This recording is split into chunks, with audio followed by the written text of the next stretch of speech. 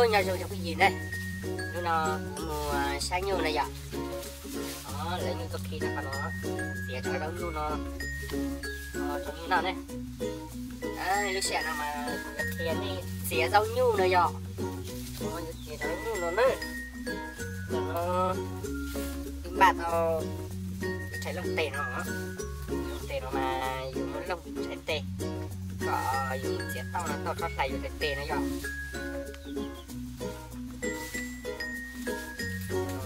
ta liệt thế đấy xẻ dùng xỉa nữa có tiền xỉa rau nhu nên chơi gió chạy chỉ có xỉa rau nhu nữa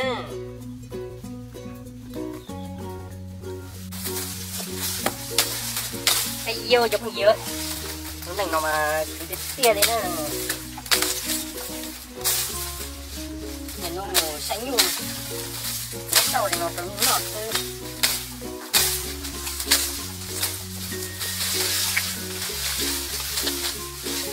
còn dê đi là cười đi rồi đó chạy nó lại một con nó này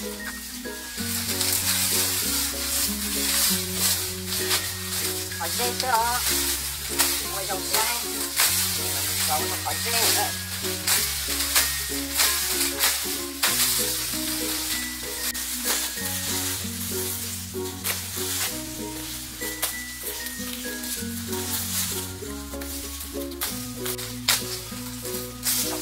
chỗ này nó đi chạy giờ tôi nó theo cái mà cứ đi nó nhưng mà một chờ rồi nó phun nữa chờ nó đi nó thì đó cái đó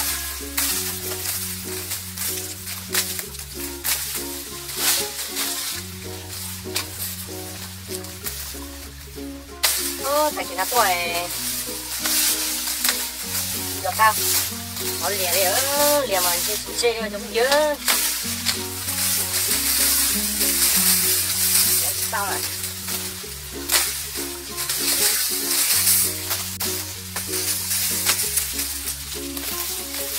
Giờ có gì đây? Đấy. Kèn thì chỉ nó như vậy nồi rồi. Cái này phải đốc trời sau đấy. Đó. Để nó ngon thì cứ có má này tức là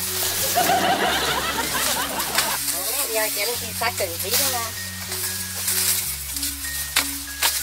để tụi tương tác cho của cái kia chúng này cái tao xé nó như thế nào